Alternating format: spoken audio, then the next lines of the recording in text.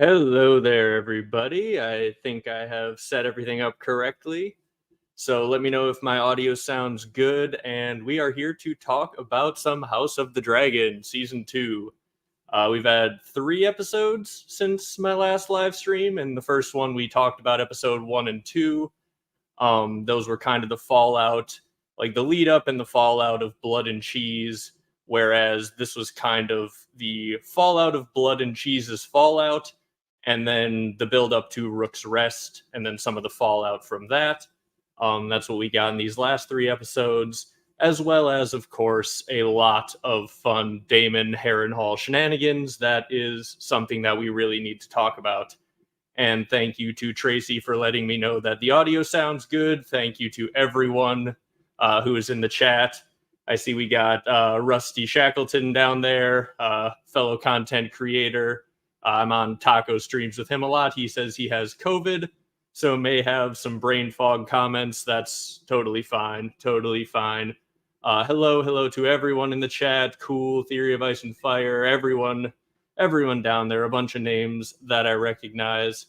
So we'll let people kind of stroll on in here. What I wanted to first start us off talking about, since we have to start somewhere with Harrenhal and all of the magic weirwood shenanigans that are going on there.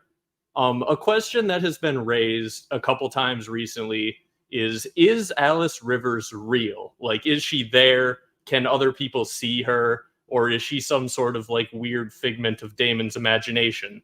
I saw this question asked in David Lightbringer's like post-episode stream recently.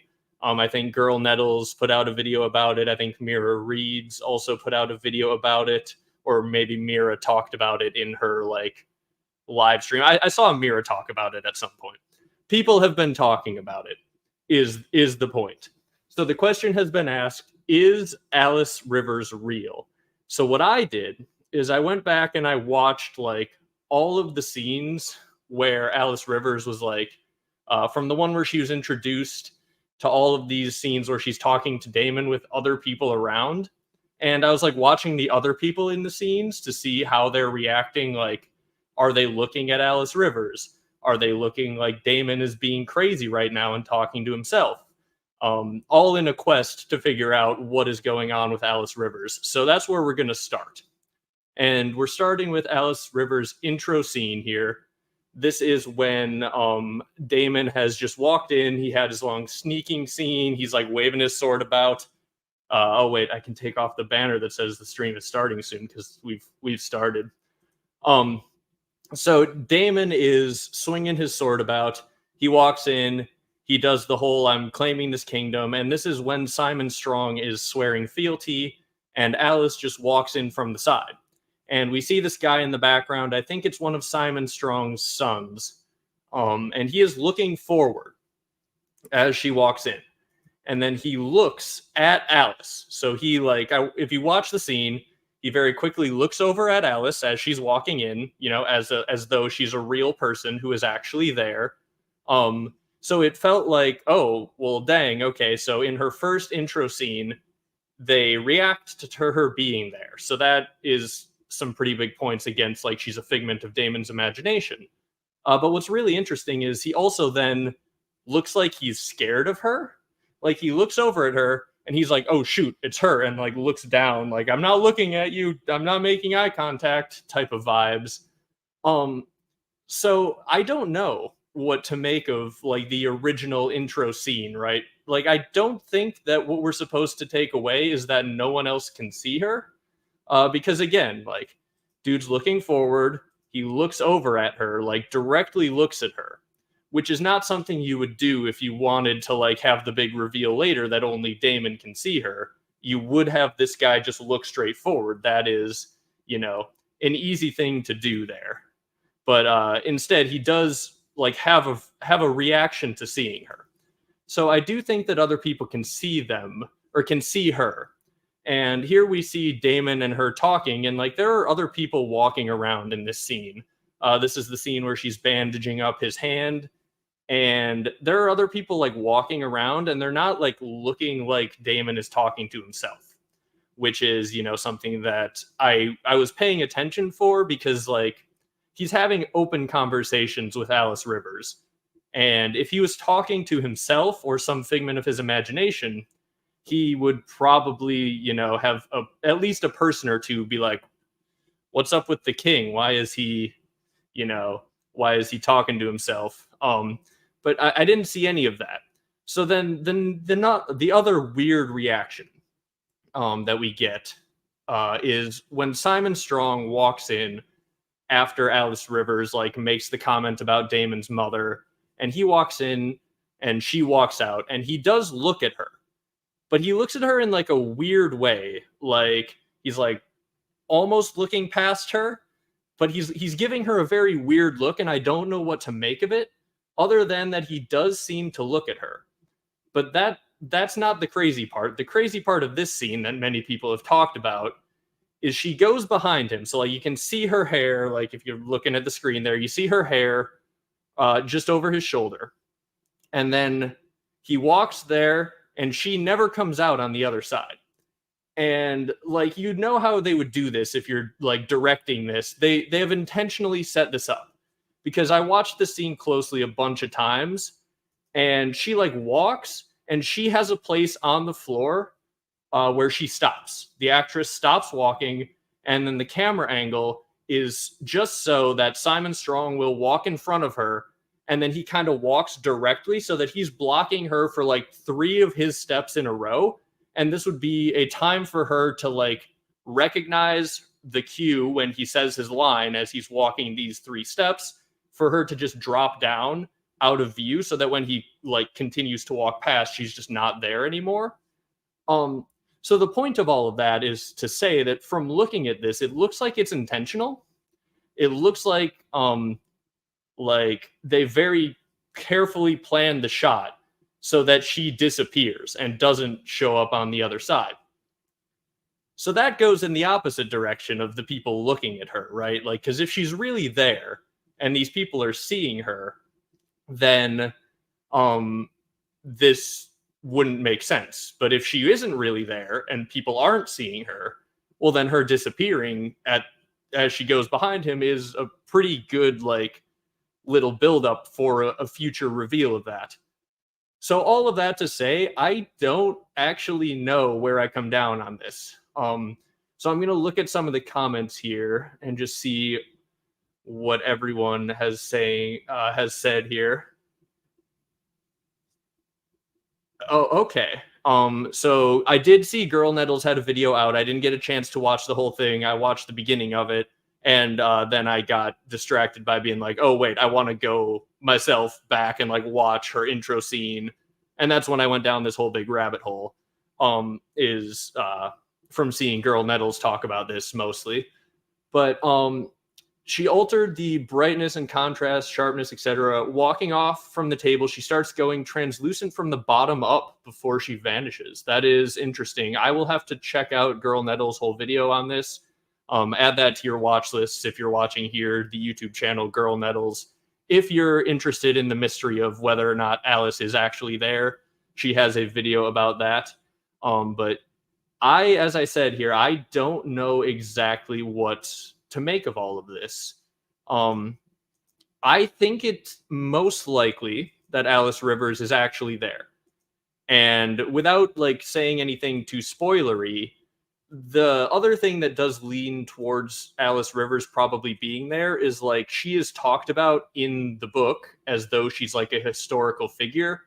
I won't say like who or when or any context, but other people like reference her and interact with her in a way that I don't think would be the case if she's a figment of Daemon's imagination. What I am like pretty open to though is her using some sort of like magic to project her form, or like at the very least alter her form, sort of Melisandre style with the glamour ruby and things like that. And the other thing that I did want to bring up too is she's bandaging up his hand here, and then later on we see him wearing that bandage around. So unless like the bandage is also a figment of his imagination, like he's got like physical evidence of something that Alys has done that he's like wearing around. So the quote that I have here from A Dance with Dragons is one that I think is relevant here, because this is Melisandre explaining how glamours work, sort of. You're like in her head, and it says, she touched the ruby at her neck and spoke a word. The sound echoed queerly from the corners of the room and twisted like a worm inside their ears. The wildling heard one word, the crow another. Neither was the word that left her lips. The ruby on the wildling's wrist darkened, and the wisps of light and shadow around him writhed and faded. And then you can read on here. I'll leave the quote up on the screen. But basically then a person in the books who has been glamored, Rattleshirt, or Mance has been glamored as Rattleshirt, and he essentially unglamours directly in front of Melisandre and Jon Snow. Like his physical appearance like transforms here. And essentially, I don't know if Alys Rivers is using some sort of similar magic, but I could see if glamours can work sort of this way. The thing that's kind of interesting to me is when Mel says that one of them hears one thing, one of them hears another. I wonder if she has just a fully different appearance to like everyone who sees her. Like, I don't know. Like, I don't know if any of these are her real appearance. And so if she does just take on like a scarier looking appearance when she sees the Strongs, I could see something like that. Maybe they're just scared of her because she's given them weird dreams in the past and she's made like weird comments the way she has to Daemon. But I don't know. She could definitely be using a glamour is like the main thing that I want to just point out, because there's clearly something weird going on with her. They all look at her like she's weird. She's popping in at weird times. She's disappearing in the middle of a room. So yeah. A Theory of Ice and Fire says that they agree with her being a real person who's sometimes projecting herself to Daemon, so that she's not actually there. Yeah, I think that is pretty accurate. Like, at the very least, there are times when she's there. I'm just not sure if those are all of the times. But she definitely has, as Tracy says, she's very clearly magical. And we know that for sure. She's got her not glass candle. I was reading the other comment. Hallucinating her in some scenes. She's in the story, but hallucinating her in some scenes, or dream walking / glass candle. That was the comment I was reading. And yeah, basically, that is definitely a possibility. We know that glass candles can send dreams, but weirwoods can also send dreams. So I kind of think that she probably doesn't need a glass candle. I kind of think that weirwoods and glass candles are like the ice and fire counters to one another, and that they can do a lot of the same magic. They can send dreams, and at least according to the drafts that George wrote, they can bind you to eternal life. In the same way that being bound to the weirwood seems to keep the green seers down in Bloodraven's cave alive. So I think the weirwoods could be sending dreams with Alys, but yes, she mentioned the mother. She knew or gave him that dream. And yeah, it's very clear that at the very least she can see what's happening inside of Daemon's dreams. Honestly, I could see a situation where like she is told in some crazy weird way by the old gods / the weirwoods. And the weirwoods are the ones like actually sending the dreams, but she's made aware of it. Sort of like how she hears the screams on the wind when Daemon is doing crimes. She's told about it by the weirwoods. So I think that could sort of be what's going on as well. Alys was there when Daemon charged the door, and as well as when Daemon found her in the kitchen. The rest seems to be an astral projection through the weirwood dreams. Yeah, I think this scene right here where she's bandaging him up and talking to him is also probably a real one, but the one in like the Godswood could be a dream, could be some weird like visitation in a dream, because if it wasn't, then it's pretty weird, because like she like the next day acts like none of that happened, right? Like when he meets her to drink the potion, she acts like none of that happened, which is a good place to go on to the next topic here.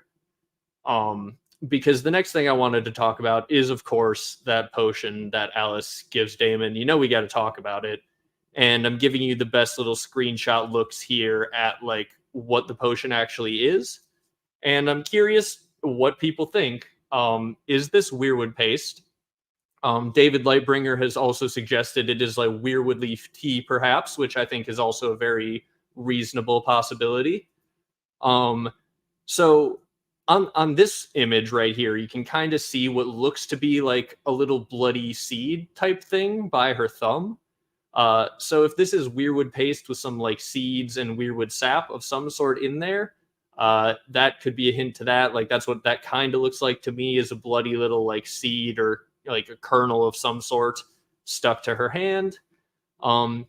And this is the scene here, like right when she's preparing it, right? Like you get a little glimpse of this. And what is that on her table in the bottom right? It's hard to like actually see with the lighting, but are those red leaves?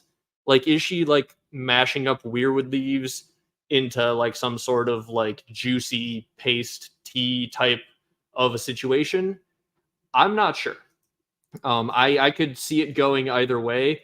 I don't think, if it is weirwood paste, I don't think it's necessarily the same type of weirwood paste that Bran has been given by the Children of the Forest, because that might be Jojen paste. And like I imagine, I've talked about this before, that there are like levels to this. So like the weirwood paste with another green seer sacrificed and mixed into it is probably like the highest magical level of power that you can get from weirwood paste. Below that is probably like some sap and some leaves mixed up together. And maybe even the lowest level would be just like munching on weirwood leaves, which is something that I've speculated maybe Marwyn is doing. So a tea leaf, like a weirwood leaf tea or a paste, is something that makes complete sense to me, as some of the chat does seem to agree. I think, yeah, I think that is like, unless we get a further confirmation or like further hints that someone has been killed to make that paste, I would imagine it is probably just like using weirwood leaves and sap. It's not like the full thing.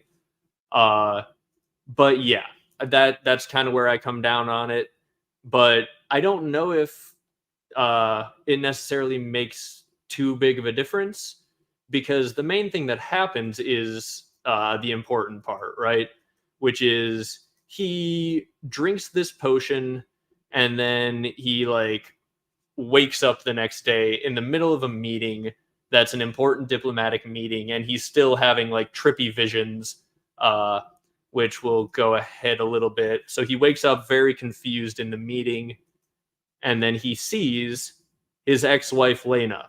And I don't know if this is triggered by the fact that right before this, Willem Blackwood says, "Hey, I tried to marry Rhaenyra when you before you married Laenor. I tried to, or before she married Laenor, I tried to marry Rhaenyra."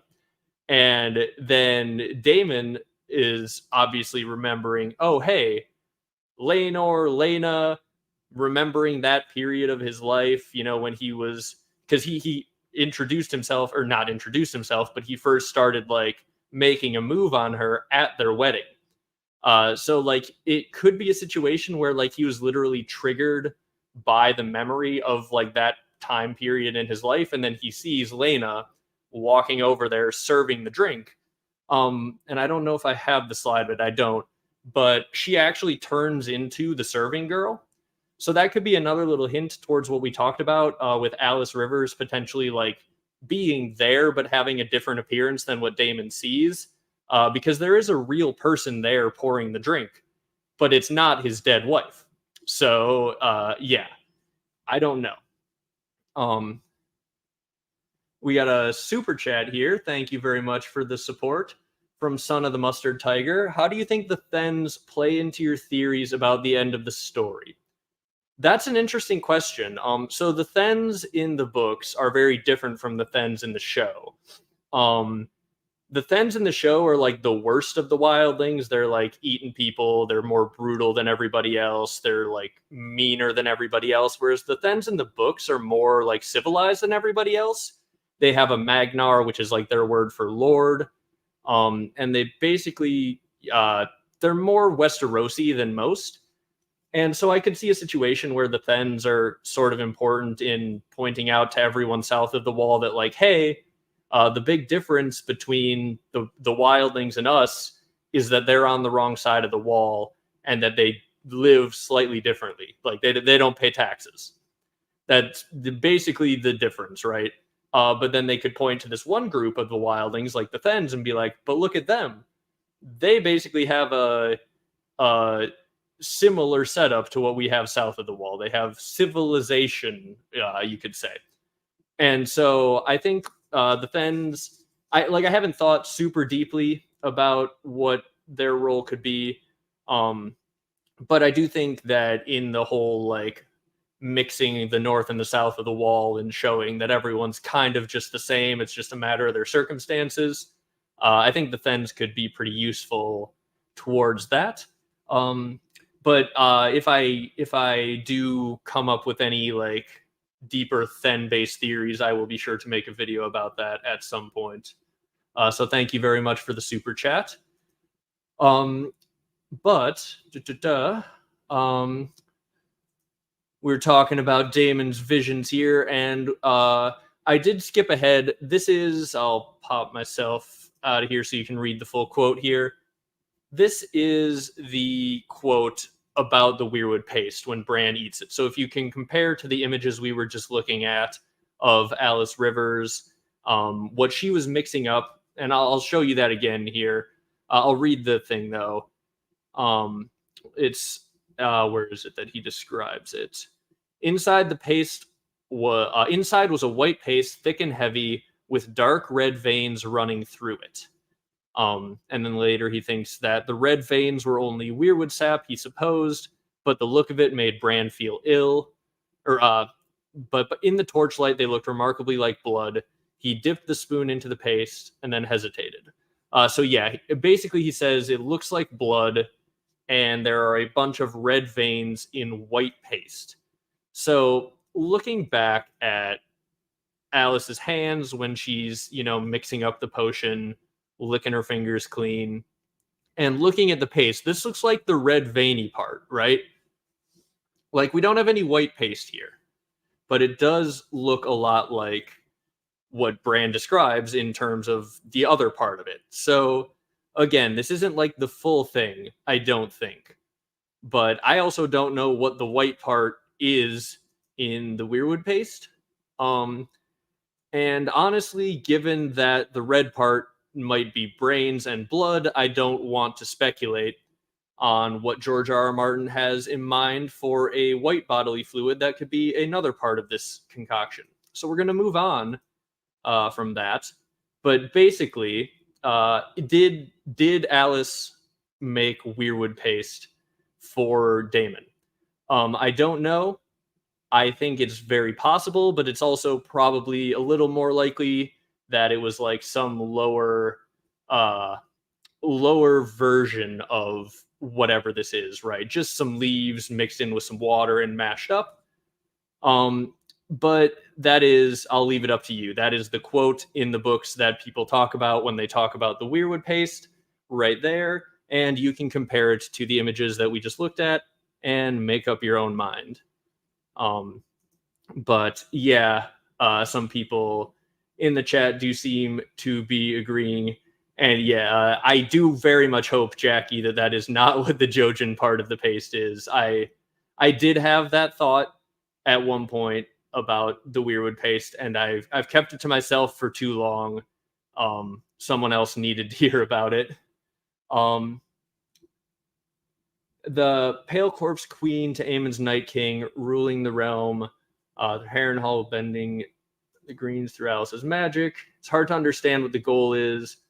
Yeah, so there's a lot of interesting things about Alys Rivers that maybe we'll talk more in detail about, like later on after more episodes have gone by. But yeah, I'll just say that I think she has to be a real person because of some things, some ways she interacts with other people. So I'm up in the air on like trying to figure out um where everything is going. Like what are they hinting at with her disappearing behind Simon Strong? I really don't know, but I think it's got to be something.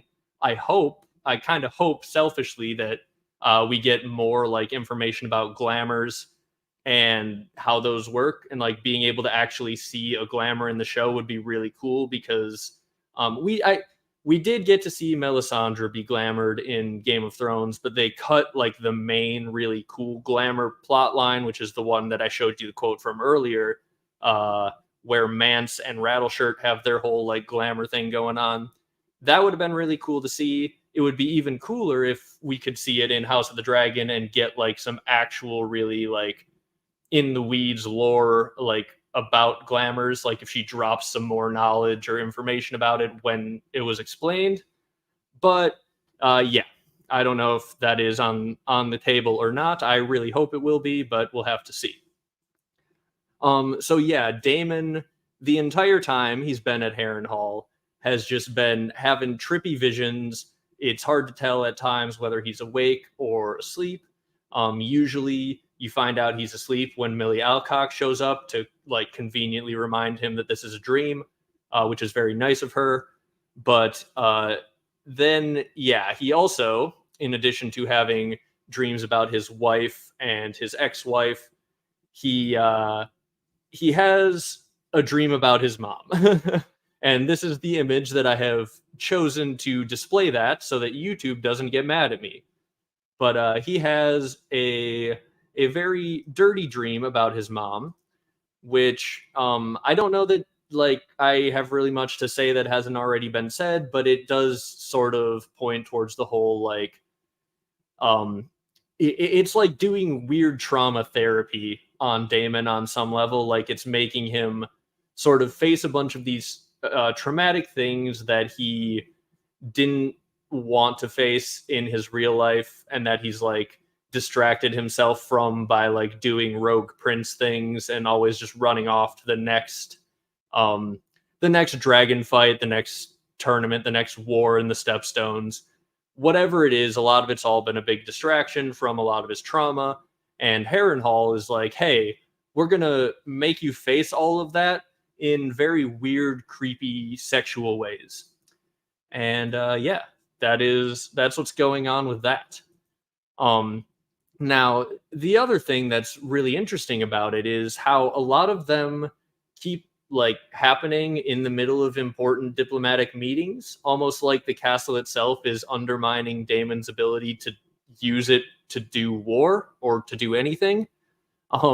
So this scene happens when the River Lords come to complain about the Blackwoods and the Brackens doing war crimes under Daemon's banners. And they tell him, hey, they were flying the Targaryen banner. I realized I'm still hidden. Hey, they were flying the Targaryen banner. And Daemon is obviously, he should be concerned about that because he told them, hey, the crown can't be seen doing these things. And he goes and does it under the Targaryen banner, which is a direct violation of what Daemon said, and is going to get Daemon in a lot of trouble. And instead of responding to this accusation and being like, no, no, no, he didn't have permission to do that, he gets distracted by a vision of his dead wife asking if he has taken care of their girls. So that is like the worst possible timing for Daemon to be completely thrown off by a creepy, trippy vision that like throws his head through a loop. So that, you know, it's a very weird, like the timing is suspect if Harrenhal isn't like directly trying to undermine Daemon, but like it probably is, right? Like that seems to be how I read it. At least so far, is that Harrenhal is undermining Daemon's ability to use Harrenhal for war. It would probably do the same thing to whoever was trying to use Harrenhal for war. I don't know that it like necessarily is like Daemon's side needs to lose. I think it it just doesn't want to be the site of a giant gathering of a big army. But I don't know. We'll have to wait and see what future visions and crazy things like that take place. But the other thing that I really want to talk about, and I'm curious to see what the people in chat think of this, is Simon Strong on any level also undermining Daemon? Does he like not want to be a part of this war and is therefore like playing along, but like just slowly like making sure that things don't go super well? And the main reason I ask is a few different scenes. So Simon Strong, first of all, is like a little thrown off when Daemon says, "All right, we're going to gather the big army here, and then we go take the throne." And he's like, "Oh, the throne." Like he's almost like, "Oh, dang, this is like, I get that you have a giant dragon pointed at me, so I'm gonna do whatever you say, but I kind of don't want to be involved in this." So it's kind of like he's just like doing a bad job at times to not like be, not further the cause and not be at war sooner.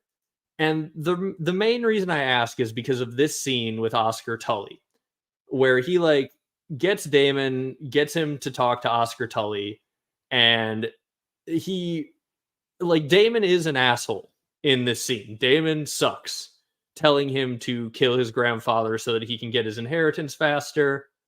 And yeah, I assume this is in response to Oscar's. Yes, he's just nervous, but he's nervous. But then the reason that I think this is sort of undermining Daemon isn't because he's nervous. It's because he's there not speaking with the voice of House Tully.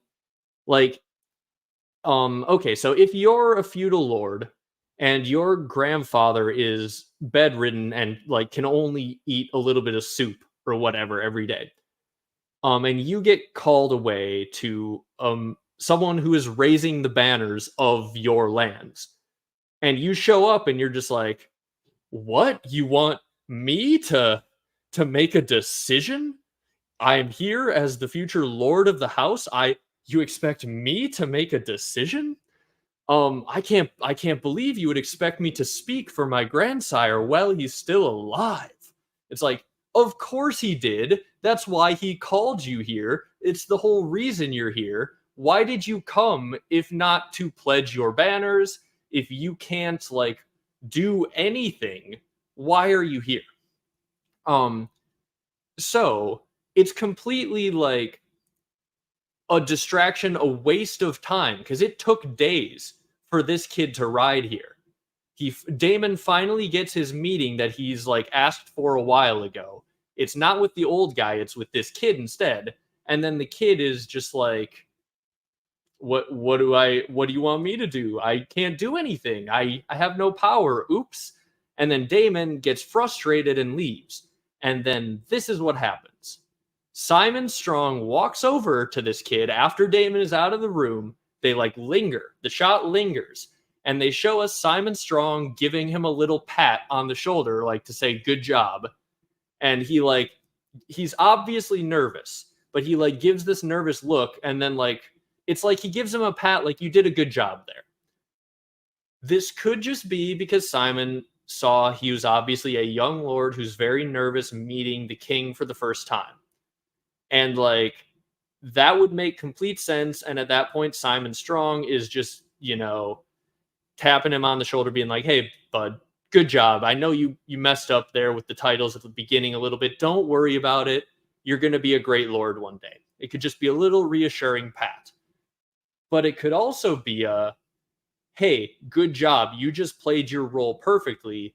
We needed you to act clueless, and now he's going to be angry, and now you can go home, and the Tully banners don't have to be called for another 2 weeks because now, we've wasted a bunch of Daemon's time setting up this meeting. You came to this meeting unable to give him what he wanted, but you're acting clueless and useless so that he doesn't like think you're a traitor. Like, he's not like sitting there going, this guy, he doesn't want me to get an army. he's betraying me, he's sitting there going, oh, this guy is stupid and a little kid. And if Simon Strong and the River Lords were on any level like not wanting to go to war for Daemon, this might be what you do. You might like have him show up, waste Daemon's time, and then when he does that, you give him a nice little pat on the shoulder, being like, "Hey, good job there, bud. All right, get out of here. I'll take it from here. I'll keep him distracted now." But I'm curious. Yeah, all right, that does look sus. That's the thing, right? It's this little scene right at the end. I like Simon Strong. I want to say this clearly. I like Simon Strong as a character and think he's a baller, whether he's playing Daemon or not, because both options are pretty chill. Like he seems like he's a cool dude. He's chilling there at Harrenhal. He's doing his thing. It seems great. Seems like he's taken it on the chin that a giant dragon has rocked up and landed on his roof, and he's doing what he needs to do to survive. I just don't know whose side he's actually on, and this little scene makes me very, very like questionable. And yes, we will talk a little bit about some of Jace's negotiations a little bit later, but it is pretty funny. But also Jace doesn't have like Harrenhal actively reminding him of his trauma mid-negotiation, so it's not a level playing field, but yes, it is very funny.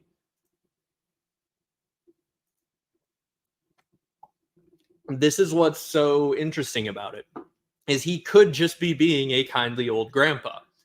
Like, his little reassuring pat on the shoulder could just be because, hey, you messed up all the titles.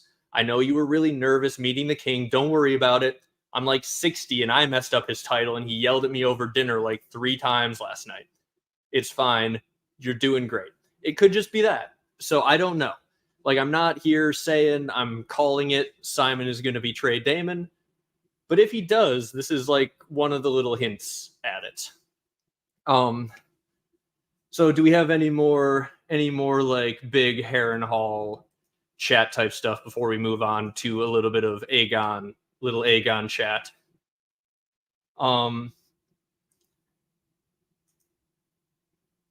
The look that he gives that he's under her control. It's telling that he's under her control. So yes, this is.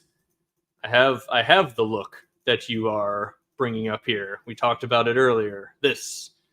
So I've watched this a few times again today, and it's just I don't know what to make of this look. He definitely gives her a weird look. Like it's almost a what are you doing here?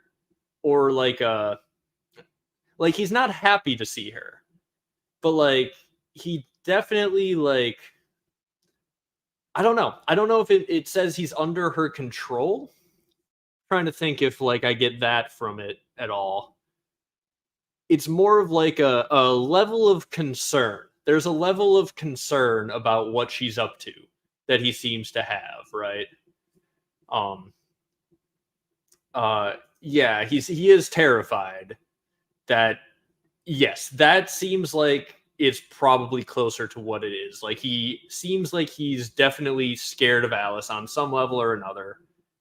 And that seems like it's probably warranted. I mean, Daemon seems like he's slowly becoming scared of Alys, and Simon has been sleeping at Harrenhal way longer. So, yeah. Let's see. There's the idea that it might have been a vision, that she was there, and he might have been checking where Daemon was looking. Yes, I did. I watched the scene with that in mind, trying to get to the bottom of if that was what's happening or not. And I came out as inconclusive, but I'm leaning towards he can actually see her. Like, there is also some chance that this entire look is him going, what is Daemon looking at over there? I don't think so. But it is possible. Like, if that turns out to be what's going on, I wouldn't be surprised. If it weren't for the fact that they, like, had one of his sons look at Alys in her intro scene, I would be much more inclined to think, like, oh, she's just fully not there. But as I said, like, they they had her acknowledged in other scenes. So other people seem to be able to see her. And of course, Alys is Leaf. Obviously, it is the most reasonable conclusion. Um, and not even only slightly kidding there. Leaf is out and about in the Dance of the Dragons. Like, Leaf is out walking the world of men. She said so in the books. She was born in the time of the dragon. She walked the world of men for over 200 years. And when you do the math on all of that time, it means that she was walking the world of men during the Dance of the Dragons. There's a child of the forest out there who we meet later in the books in the world of men somewhere during this time period. I don't know. I don't know, man. We see we got Zach from the club here. Everybody check out Zach from the club, from the Interesting Nerd Club, as well as his video essay channel there. But she is indeed just sexy Freddy Krueger. I would rather hang out in a castle with Alys Rivers than Freddy Krueger. But I'd probably prefer neither. So yeah. And this is the other interesting thing. So there's the comment that Alys Rivers could be up to 400 years old. Now, there's two ways that this could go, right? Because it seems like the actress was, the way that she said it, it seems like she was told, hey, your character might be up to 400 years old. So either what she was told is that she's a Melisandre-like figure, because if you remember, Melisandre's age was said to be potentially 400 years old before the doom of Valyria. She was potentially, she went through some fiery transformation that gave her some weird longer life. So if she was a similar being to Melisandre, I don't think she's actually Melisandre in a different Glamour, but possibly. The reason I tend to lean that she's not is because she's not obsessed with R'hllor. And I don't think that was like a late life religious conversion for Melisandre. I think that she was pretty much super into R'hllor from basically the time that she was transformed in her like fiery whatever she was like having a flashback to with Lot 7 and all of that. So Alys could be like an icy version of a similar thing. But the other thing that could be pretty interesting is Leaf again said she was walking the world of men for 200 years. Children of the Forest, and yes, Jackie and Chad got to it right as I was about to say it, they also live for hundreds of years. She could have been told, hey, you're a child of the forest in a Glamour. They live for up to 400 years, and they do a bunch of old godsy magic. So when she says, my character could be up to 400 years old, that could be her like relaying some information she was told from behind the scenes, because she was told, hey, your character is a Glamored child of the forest. They live up to 400 years. They do this magic. They do that magic. And like that was one of the things that stuck with her, is like, oh, hey, this character could be up to 400 years old. I have to play her differently. And so then in an interview, because I live stream sometimes, and if you do that, sometimes you just say things.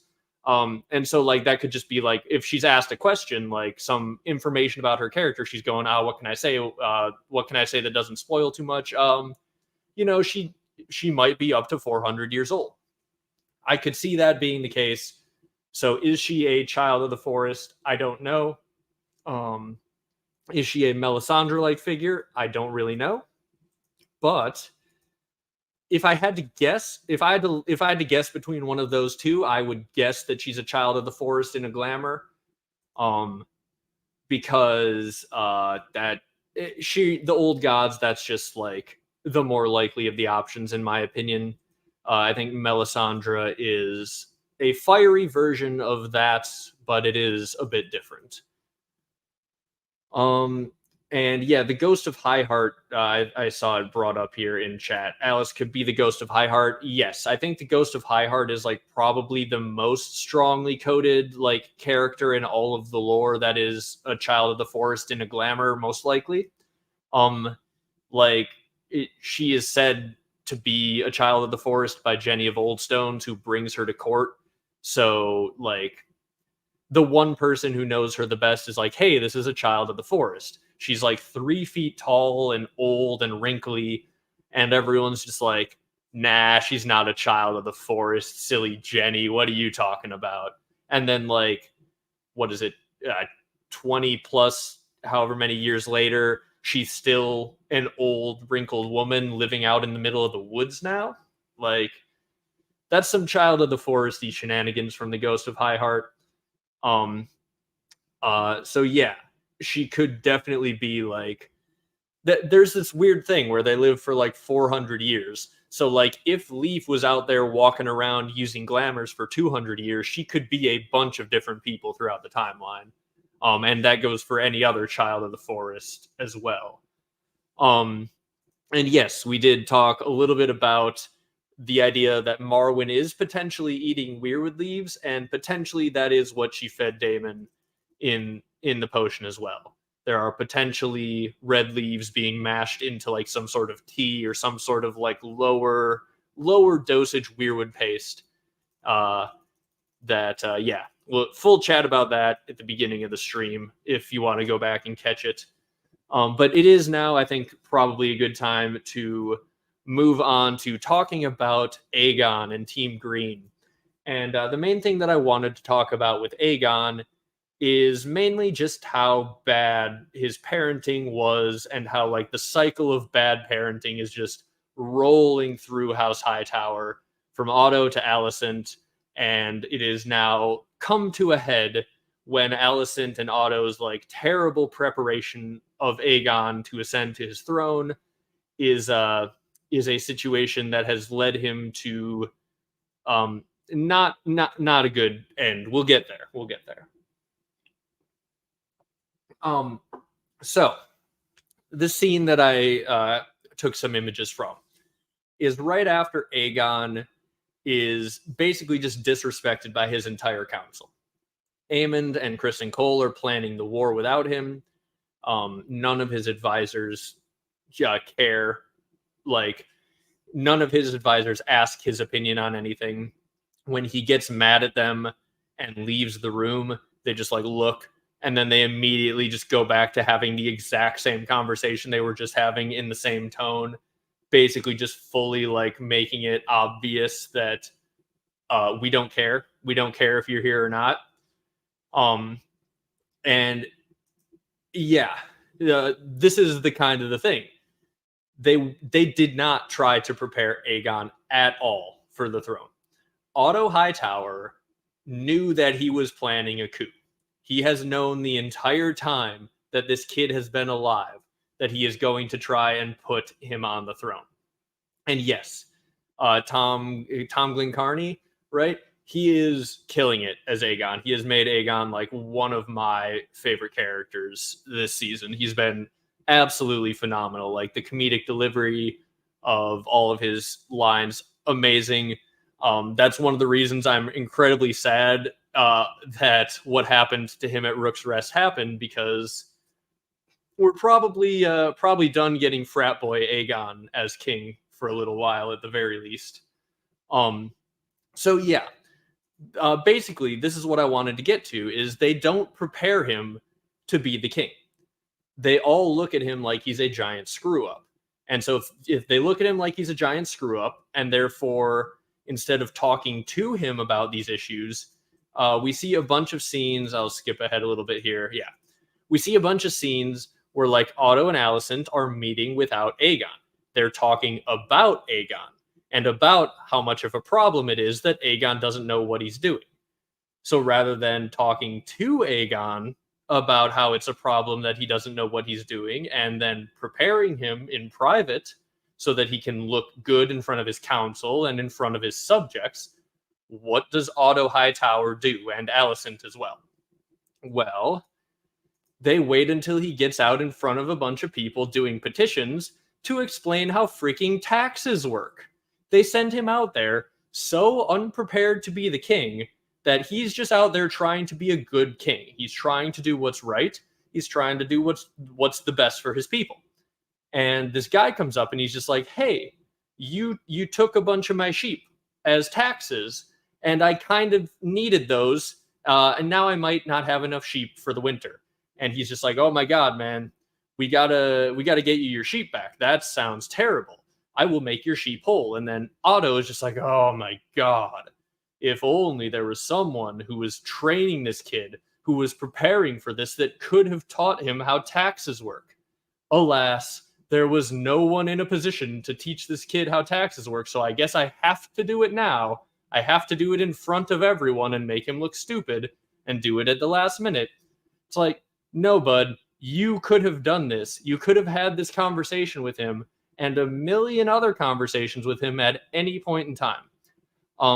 You could have proven the worth of your counsel to Aegon, but you didn't. You were talking about him behind his back. You were showing Alicent how much of a good schemer and a plotter you are. Aegon saw none of that. Aegon didn't get to, he didn't get to be involved in any of this. He's an afterthought in his own, kingship. In the coup to put him on the throne, he is a complete afterthought, and their inability to, view him as a competent, capable person and respect him as a competent, member of this plan is the thing that is destroying their plan. He, and since, everyone knows what happened now, first of all, he fires Otto, which, kind of deserved. Otto was good at his job, but again, everything we just talked about. Terrible at communicating with Aegon. His just horrible communication to Aegon alone makes sense as to why he was fired. Then Alicent, after, as I said earlier, his entire council disrespects him. He gets up, storms out because they don't respect him. He goes to talk to his mom because she happens to be in his room. And she disrespects him by, she's like, where are all the books? He's like, I had them removed. And she acts like he's an idiot for that. It's just her natural reaction when Aegon does something to assume that he's an idiot doing an idiotic thing. And so she's just just chides him over with no concern for all of the information hidden within them. And he's just like, what? I took them out of the room. I didn't burn them. We have frat parties here, man. I'm drinking with my bros who are all of my Kingsguard every night. Do you want the books in a room where we're having frat parties every night, Mom? No, I took the books out. They're somewhere else now. And she basically disrespects him after he was just disrespected. And then he still comes to her and he's like, Mom, I need your help. They don't respect me. What do I do? And her only thing, Alicent is a terrible mom, for a lot of reasons. But her current mental state is not good either. So to give her a little bit of credit, she has just said how, she has had one tragedy after the other. She's not in a good state. She's drinking. She's digging through ancient histories because she's slowly realizing, oh, Viserys didn't want Aegon to be king. It's potentially partially my fault now that we're at this giant war. So Alicent's having a bad day. But she chooses to have her son, when he comes to her and says, nobody respects me, what do I do to get them to take me seriously? What you don't do as a mom is disrespect your son and tell him how worthless he is and how he should just stay out of the way. And that's exactly what Alicent does. Now is the moment that Alicent apparently needs to counsel Aegon and be like, hey, and it's wild what she even says in the scene. She says, I had hoped when you donned the crown that you would decide to something along the lines of decide to sit back and learn from people like Otto Hightower, people like me, people like your council who have been there and have earned their seat. Hey, Alicent, you know what would have been a good time to have that conversation with your son? Before you made him king, or at the very least, before the first small council meeting.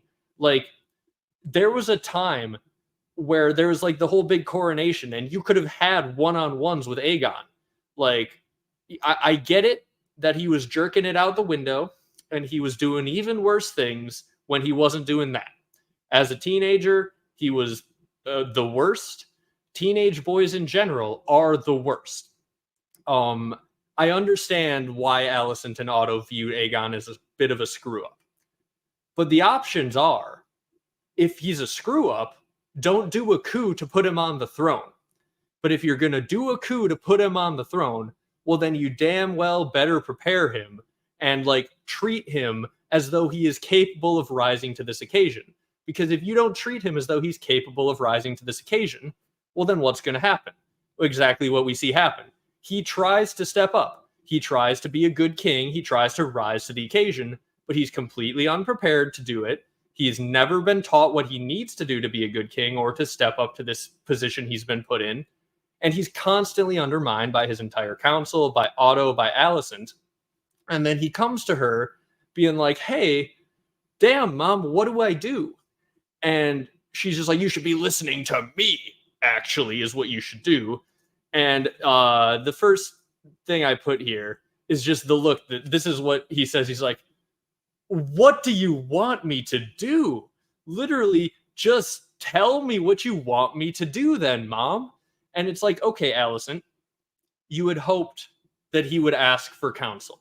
You had hoped that he would step up and let other people make decisions, let other people tell him what's the right thing to do.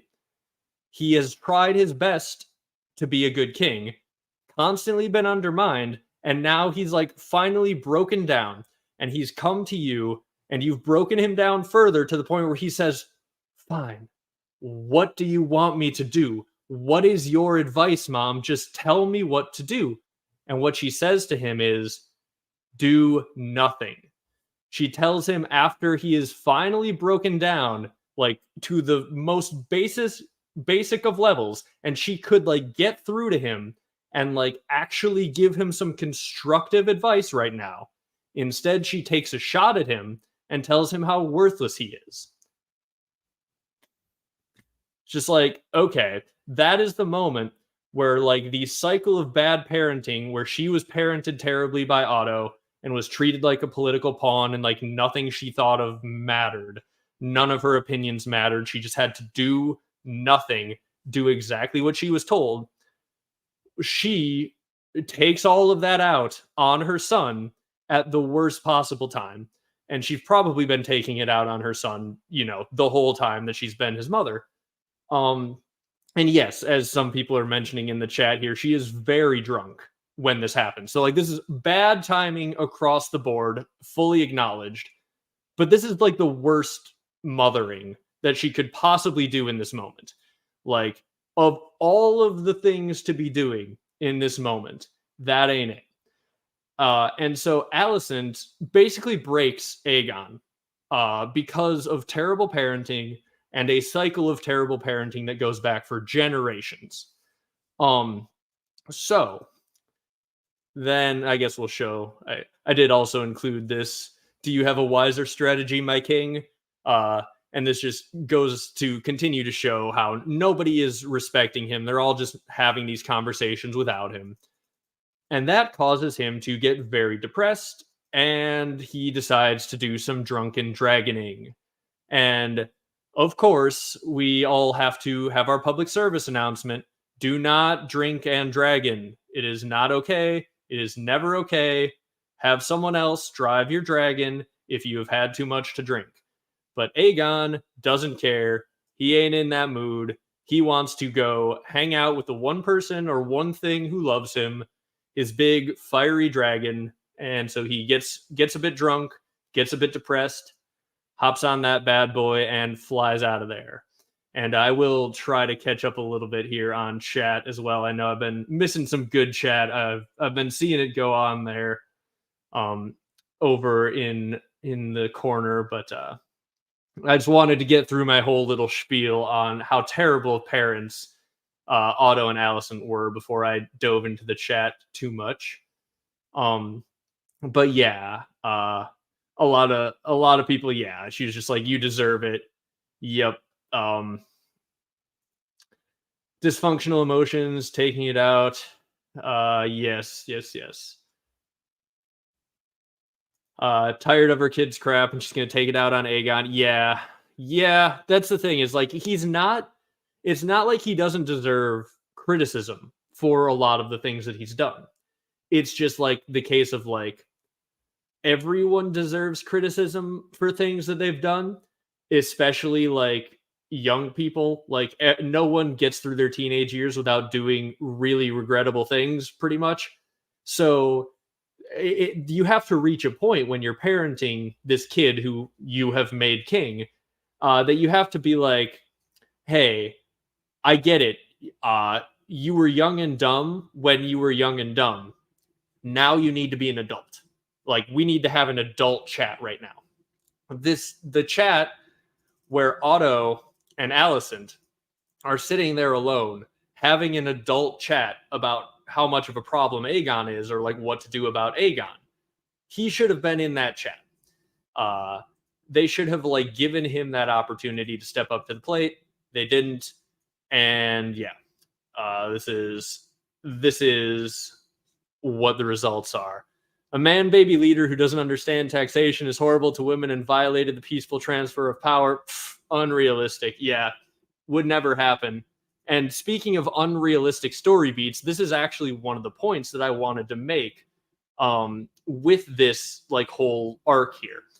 Is it's an almost unrealistic story beat to say that you have a war like this breaking out, and that the king of one side of the war goes and flies his dragon into battle for no good reason and gets burned so terribly that it has a major effect on the war.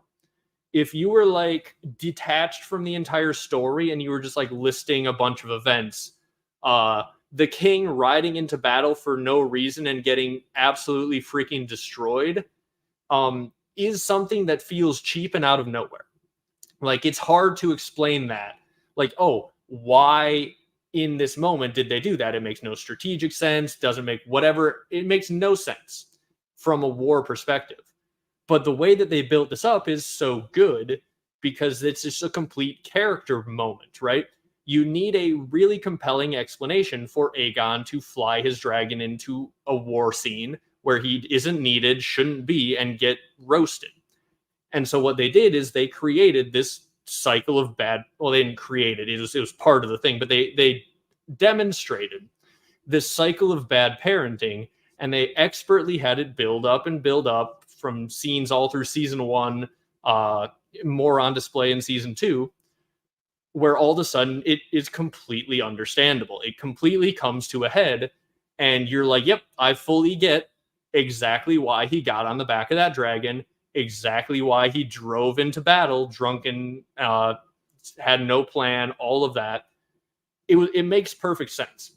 So yeah, it was a very good bit of writing, in my opinion, how they like built up Aegon's like terrible break because of his terrible parenting. And like it's just such a perfect fallout for all of the scheming that Otto and Alicent have done. They've centered it all around this kid, but they never bothered to include the kid in any of it. And now, because of all of that, because of their actions, they have driven the kid to do something stupid. And now they can sit back and go, oh, stupid kid. I knew we couldn't trust him. But it's like, no, actually, this is kind of your fault. And Alicent, I think, is definitely getting hit with a little bit of the whole, like, oh, this is kind of my fault, isn't it? When is that? Yeah, that's what I got as the next slide. When she has to like look at the result of her terrible parenting. Um, yeah, I don't know if Alicent is learning a lesson here.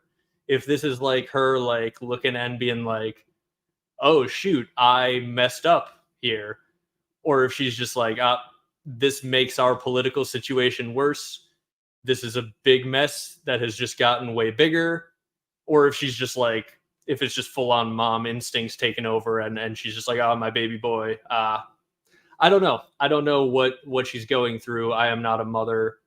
Um, I can't imagine. I can't imagine. But like, she has to know this is her fault on some level. I would imagine, right? Like, she has to recognize, like, hey, I got in a fight with him, and then he instantly went and got roasted. That's she probably recognizes that that's her bad, but I don't know.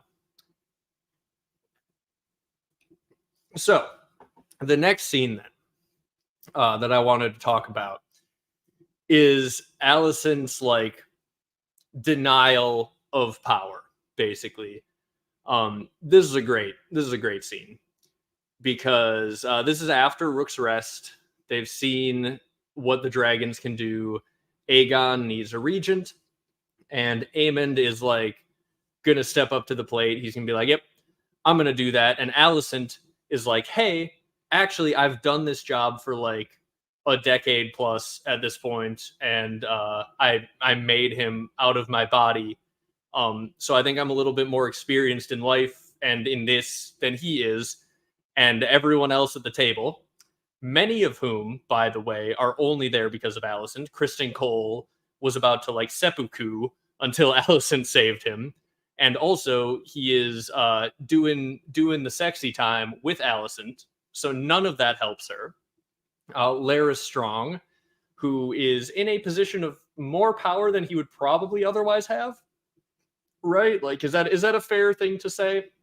Like, a lot of Larys's power comes from him being really good at spying, but also a lot of his power comes from his like ties in with Alicent over the years. And also, he's doing the feat time with Alicent. That doesn't matter either. None of these things, whether it's sleeping with them, saving their lives, being their mother, none of those things make any of these people want to put Alicent in charge.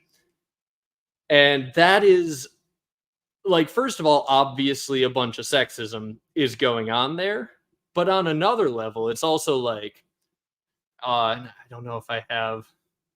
Yeah, so I have the scene of her talking to Kristen Cole here, where she's like calling him out as like, what the heck happened there?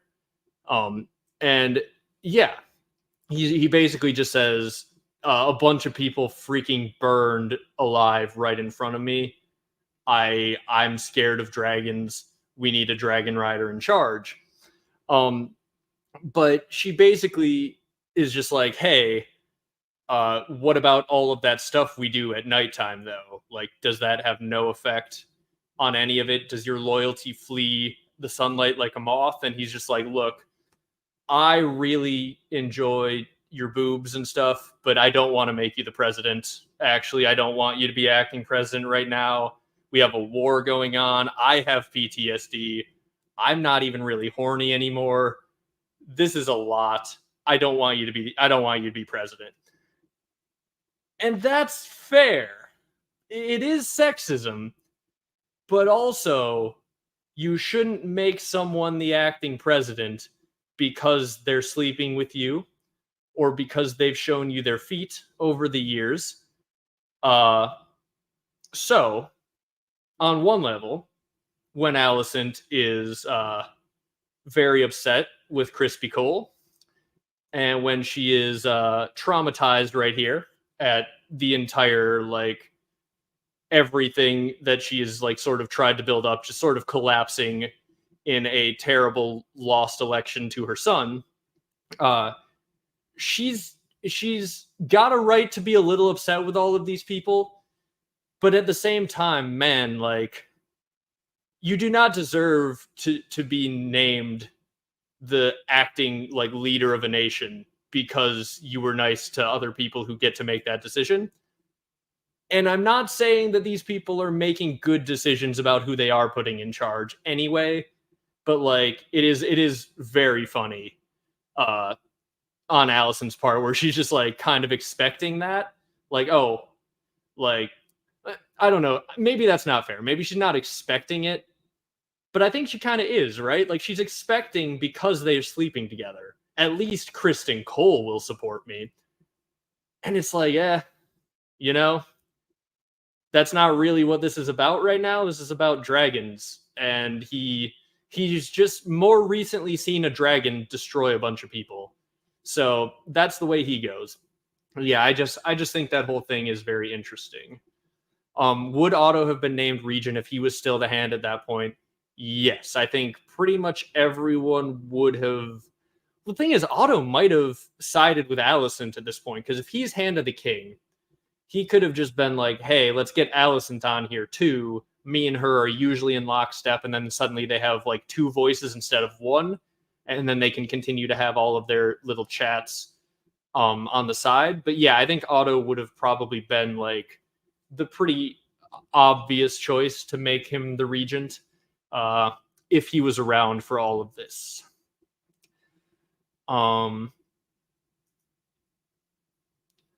Obligatory alligators eating faces party comment. Yes, the leopards ate my face, right?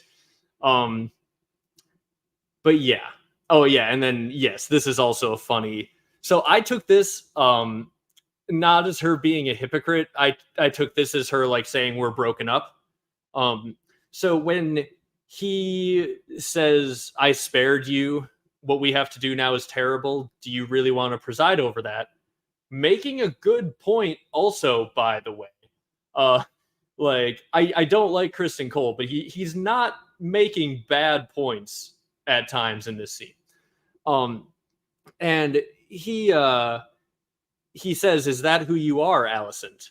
And she says, I didn't ask you to spare me. And then she pauses and thinks about it and looks at him and says, and I didn't give you permission to speak my name, and walks away. And I took that as like we aren't a thing anymore. You're going to start addressing me formally now as your grace. We're done. Like we're broken up now. That's how I took that. And yes, Criston Cole is officially too traumatized to be horny, at least for an episode.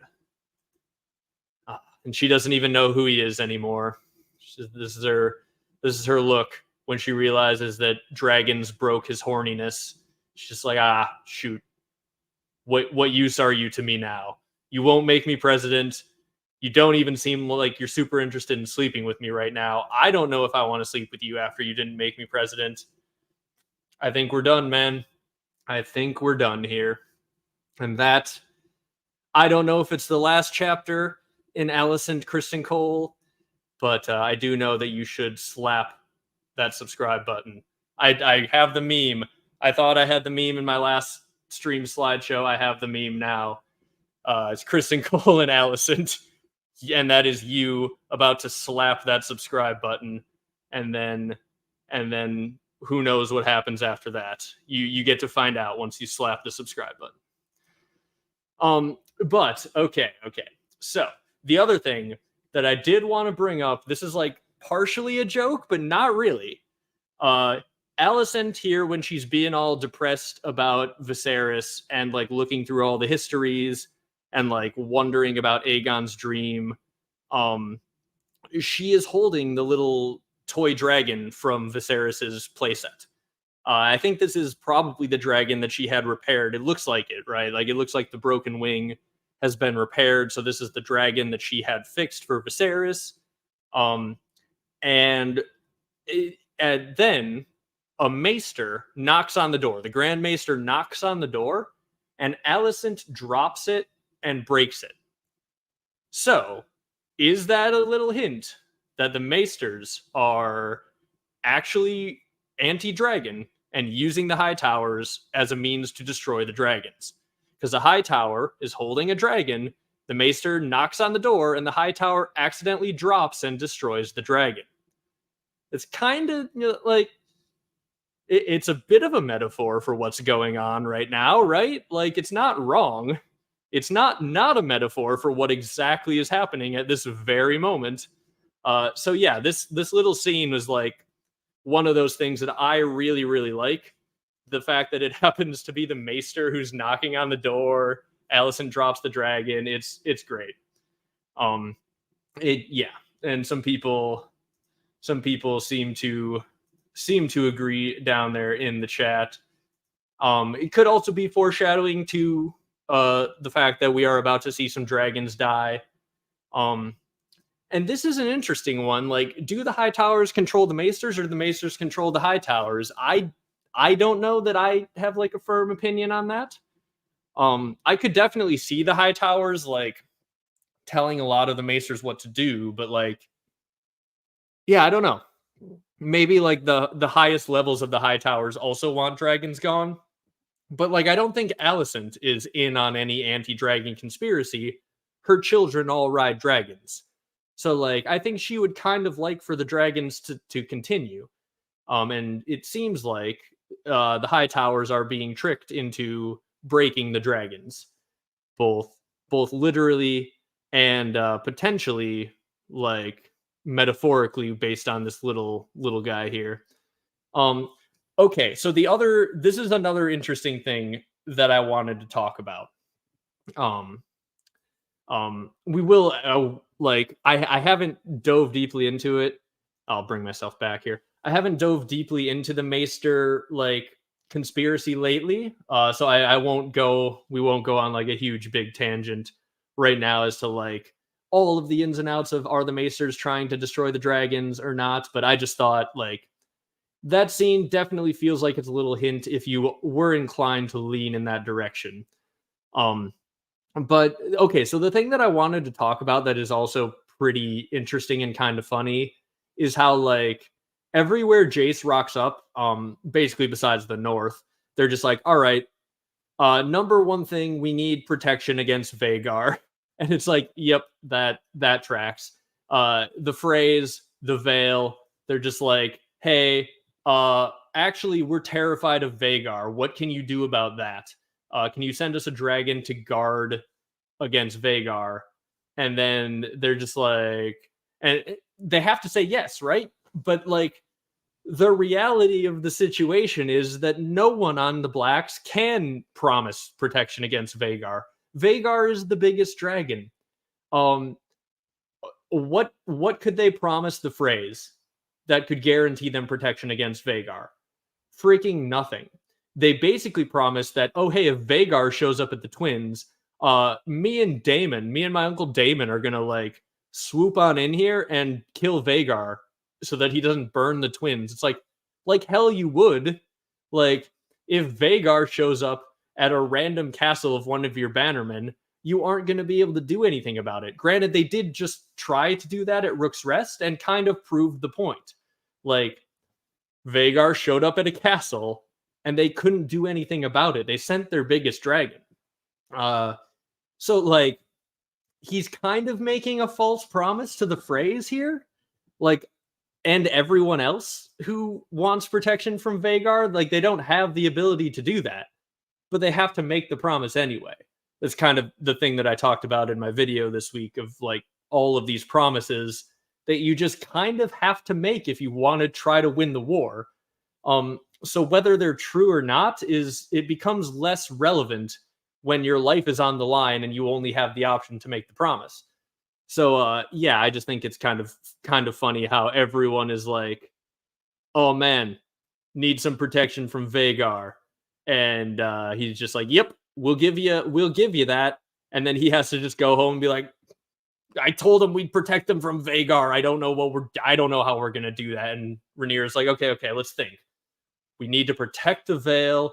Told them we'd send them a dragon, hatchlings. Let's give them some dragon hatchlings." And some babies. That's close to a dragon to protect the Vale, right? It's like, yeah, close enough. And Lady Jane Eyre's just like,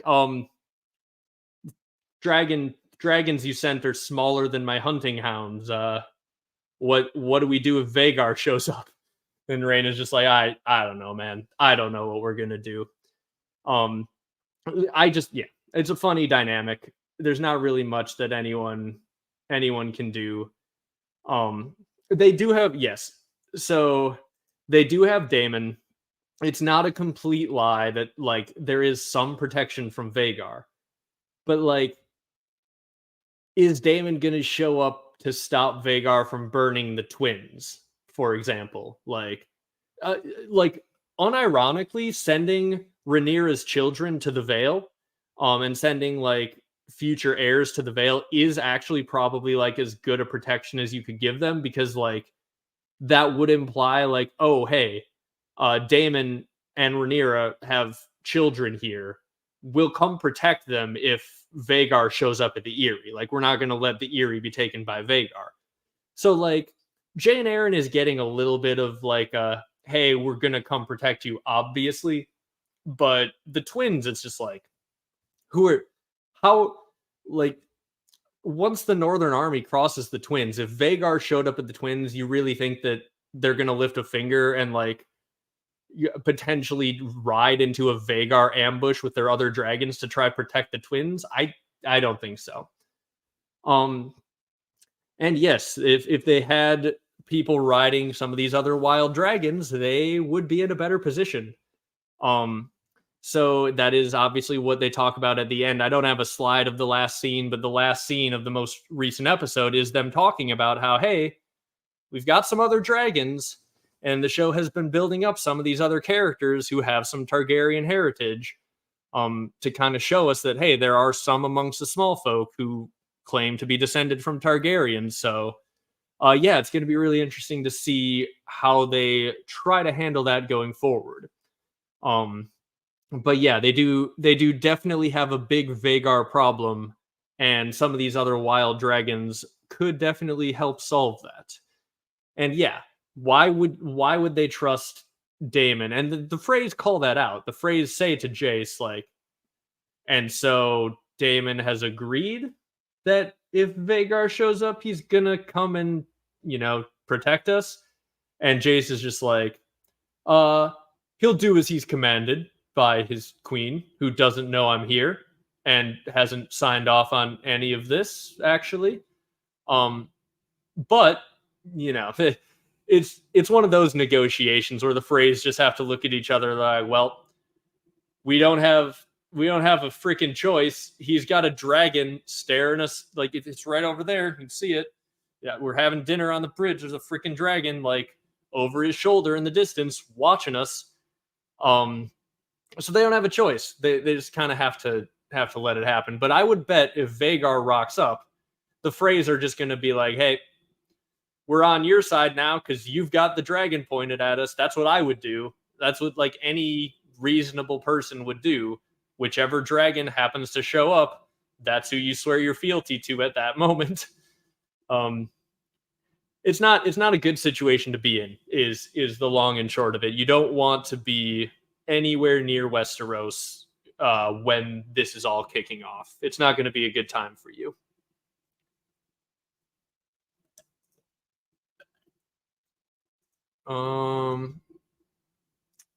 Hot Pie is the Shrouded Lord.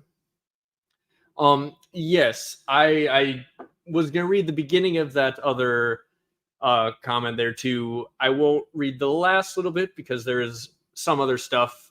Trying not to talk too much about things that happen potentially in the future. But the biggest protection against Vhagar is information. She can't be in two places at once. And yeah, that is, like, the whole not being able to be in multiple places at once aspect of Vhagar is also the other interesting side of the whole situation. Because Vhagar is both the best offensive and defensive weapon in the entire war. So, like, if you know Vhagar is going to be going to the twins, well, you can't and won't and shouldn't go to the twins. That's the thing about it, right? Is like, if freaking Vhagar was flying off to roast the Eyrie to whatever end, right? Like, for whatever reason, well, then you should go do something else. You should go hit King's Landing. You should go hit freaking Old Town. You should go hit the high towers where it hurts. That's why they keep Vhagar guarding King's Landing most of the time. So yeah, information is a big part of all of this, and, like, that's basically the best you can do against Vhagar. The best you can do is just hope that you have the information and hope that you can outmaneuver them on the chessboard with your multiple dragons.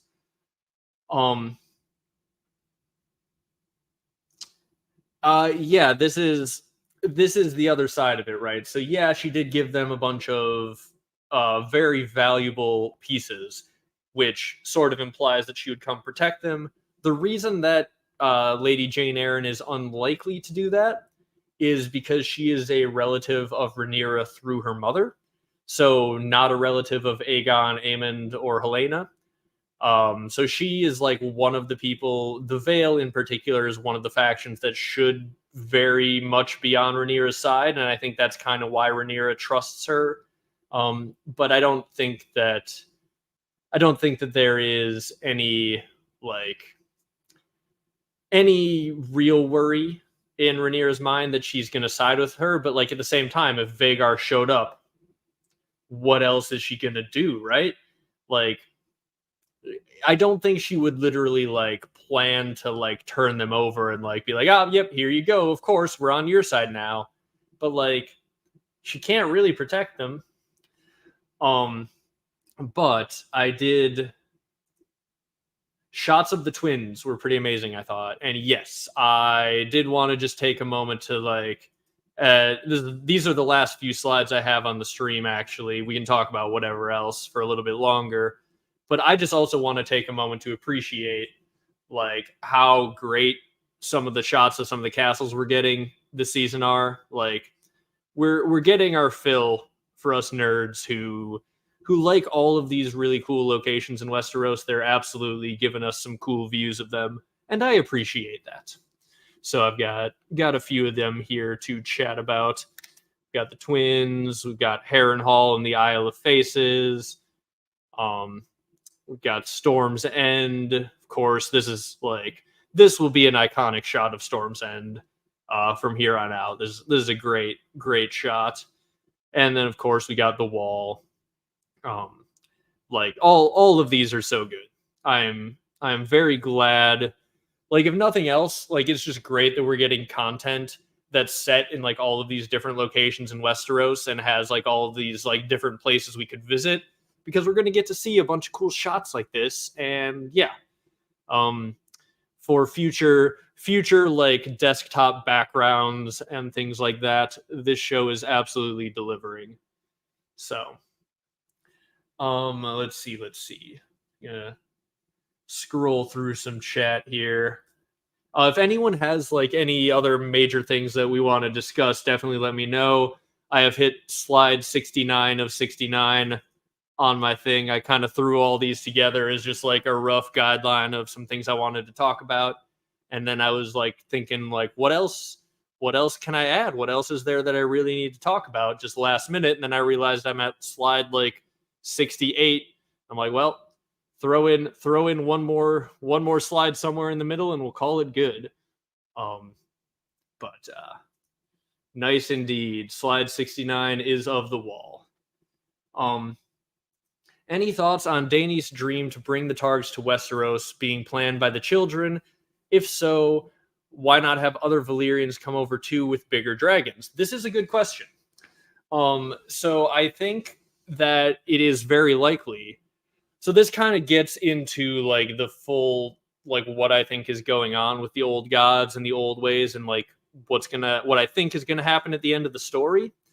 But I tend to think that one of the big reasons that the Targs were given these dreams is by the old gods. And I put out a video recently about how the old gods' prophecy directly led to Daenerys and to Jon Snow's birth. The Ghost of Highheart is the one who we talked about earlier in this stream is like the most heavily coded as someone who is absolutely a child of the forest in a Glamour. If anyone is in like the entire story, it's the Ghost of Highheart. And she's the one who gives the prophecy about the prince that was promised will come from this specific line of the Mad King and Rhaella. And then they marry those two. And of course, that leads to Rhaegar, Viserys, Daenerys, and eventually Jon Snow. And so, yeah, I think the old gods have a very strong interest in the prince that was promised. And I think that probably goes all the way back to the dream that Daenerys was given that warned her about the doom. And the reason I think that they chose a small Valyrian house is probably because they don't want too many dragons. I kind of think that it's it's a situation where basically they need dragons to be there to essentially, I think, burn probably the weirwoods within the wall, or like burn some like world tree style weirwood in the end of the story. Um, and, and what I think is probably going to happen is there's going to be some sort of burning of the old gods and the old ways that is going to allow for a rebirth of a new world tree and new ways and seasons that aren't all messed up, because the world tree probably cycles the seasons. It's like the heartbeat of the planet. The heart tree is corrupt. The seasons are out of order. All of this needs to be fixed. And I think magical dragonfire could potentially fix it.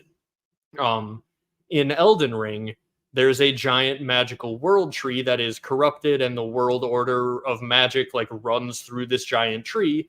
And a big part of the story of Elden Ring to get to the end and to solve the problem is you have to burn the Erd tree. So if you need dragonfire to burn some sort of weirwood world tree organism of some sort, that's why you want the dragons around. The reason you don't want bigger dragons or more dragons is because you don't actually want dragons to completely take over.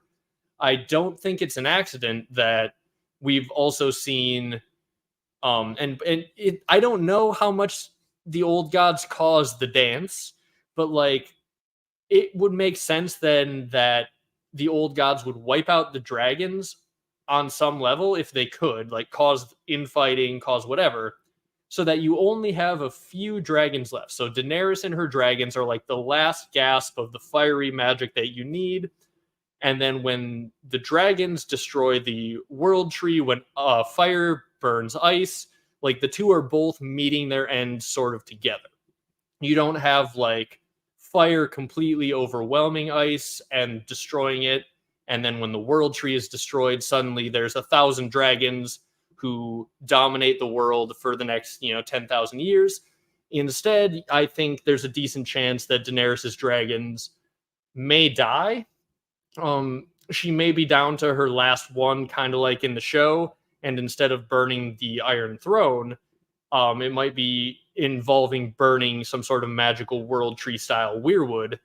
And I don't know if Drogon will survive to the end in the books or not, but I could see a scenario where like that old world tree dies, the last of the dragons die at roughly a similar time or in a similar event, and then like a new world is born from the ashes.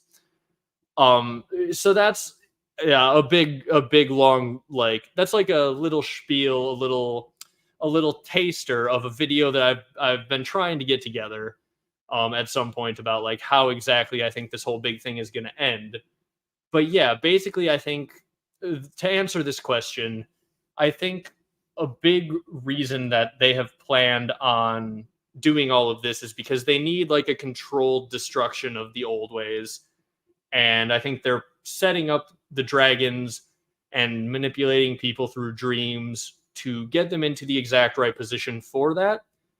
And yeah, that is what I think the Children of the Forest are probably up to with that. Yes, I do think they probably were involved with the dream to bring the to Westeros. Let's see. And yeah, okay. So they're talking a little bit about Leaf and the Ghost of Highheart. I don't know if earlier in the chat they're talking about.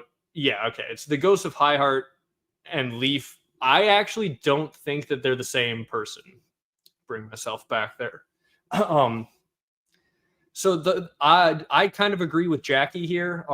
It's just the reason that I don't think the Ghost of Highheart is Leaf is because Arya meets the Ghost of Highheart when Leaf should already be beyond the wall. So this is why I've never suggested that those two are the same person in any of the times where I've talked about this. It's because I think, yes, Leaf could have returned very recently up north, but I don't think it's so recently that like she was down in the Riverlands as like Arya is down there to meet the Ghost of Highheart and then like disappears to go north instantly after that so that she's there in time to meet with Bran. Like I think they're different Children of the Forest. Like that's just what makes the most sense to me. One of the reasons though that like I do think Leaf is like one of the few children of the forest. Like I don't think there are a ton of children of the forest pretending to be people, but I definitely think that there are like a handful, like maybe 10, I don't know, maybe single digits, but maybe like 10, 15 throughout like all of Westeros. I don't know. But I just think, yeah, it's with those two, they can't be the same person because like purely just they're in two different places at the same time, roughly. Let's see.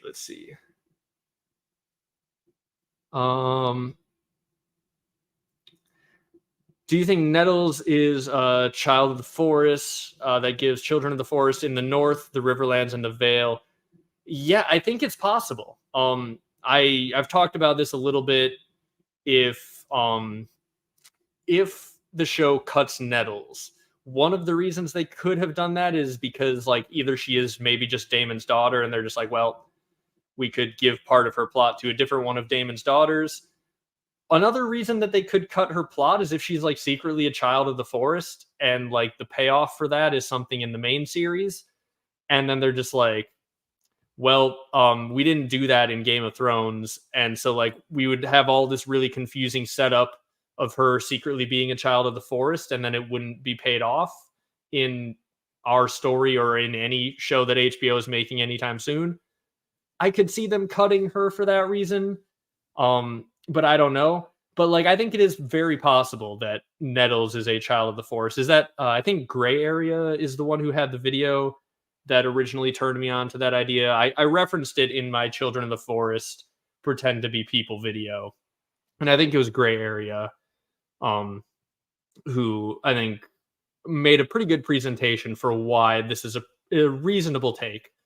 And I try not to treat theories as like oh, that's a really reasonable take, 100% true. It's like oh, that's a reasonable take. It's pretty good chance it's true, and by that I mean it's like 50-50. Like if you have 30, 100 whatever different ways that these books could end, if you have a 50-50 shot of a theory being the way that something goes, like that's a good theory in my opinion.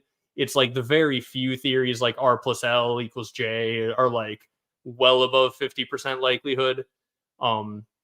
But like I try not to like be too attached to any theories like being like, oh yeah, Nettles is definitely a child of the forest. It's more like yeah, Nettles like could very, very reasonably be a child of the forest, and yes, that would give us children of the forest hanging out in the north, the Riverlands, and the Vale.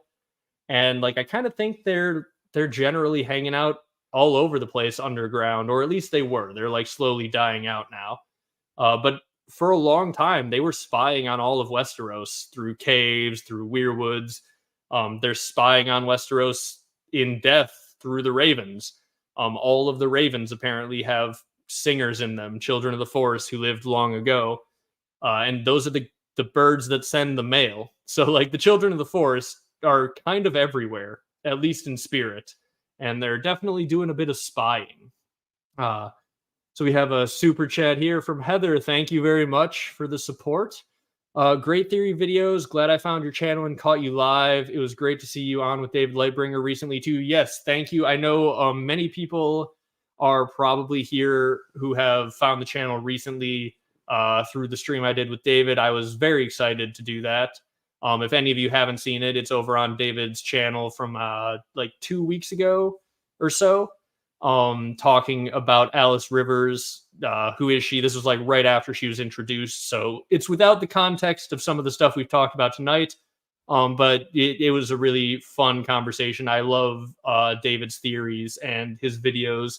So yeah, it was very, very cool one for me to be able to hop on stream with someone who I've watched for quite a while at this point. So yeah, you guys should definitely go check that out. But yeah. Let's see.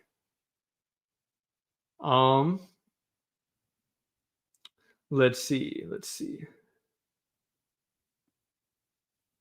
I'm sure I've missed plenty very good chats tonight. That is on me. I haven't been like fully paying attention. to everything, just because I had actual slides this time that I wanted to cover. Um,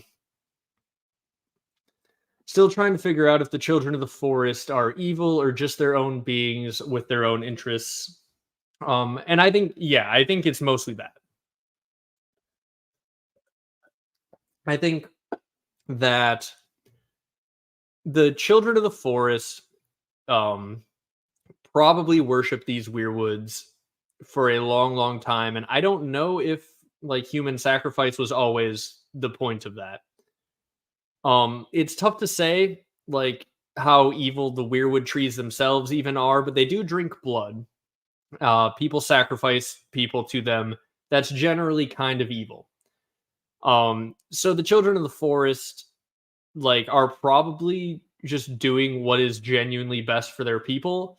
It's just that their people as like a culture are entirely based around these magical trees that seem to need to eat like people for their magical power.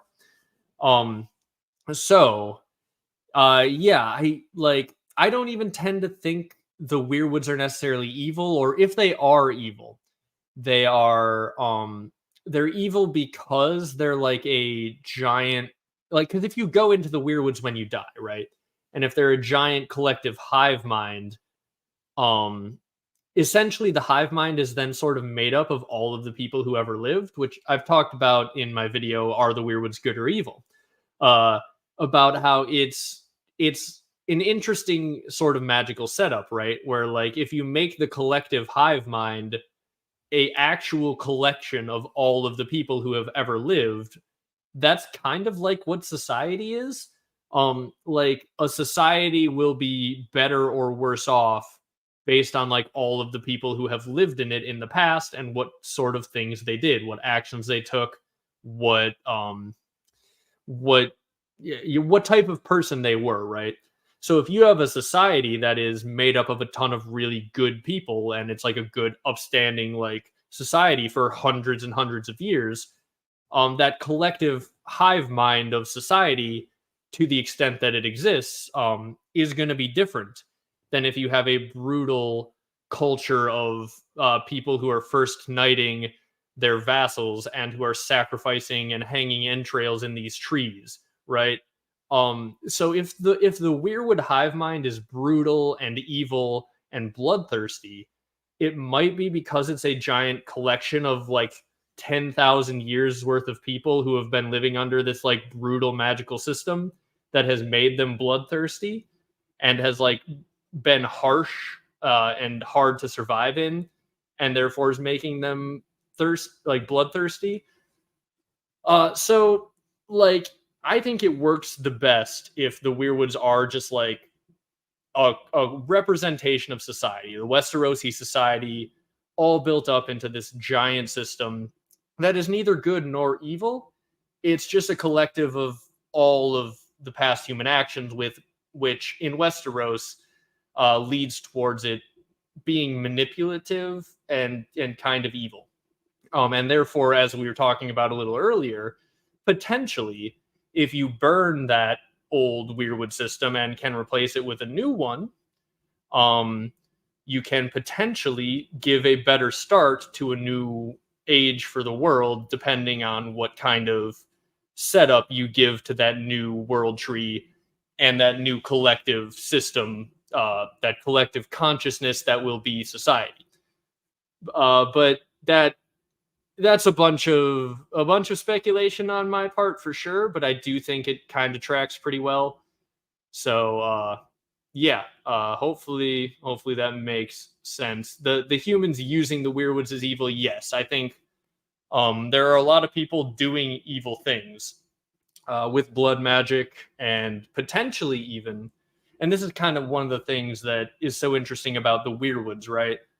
Because like these people who are strapped up to the weirwoods deep down in Bloodraven's cave, if their like bodies are still alive in the roots, which it seems that they are, because when Bran walks by them with a torch, like their eyes follow him.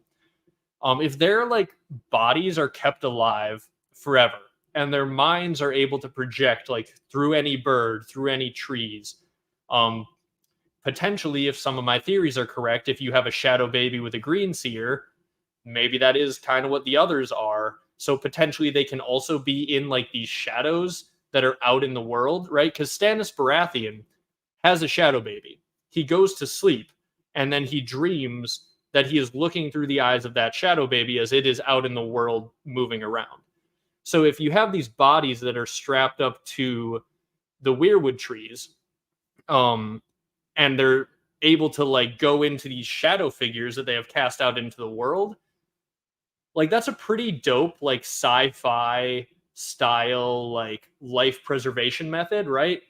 Like it would be pretty dope to be like Mr. House strapped into like if you had to choose between being dead or being strapped into like something that fully sustains your body while your mind is elsewhere, like your consciousness is able to jump around from living in a bunch of cool different robots to a bunch of other like birds to a bunch of trees to whatever, right?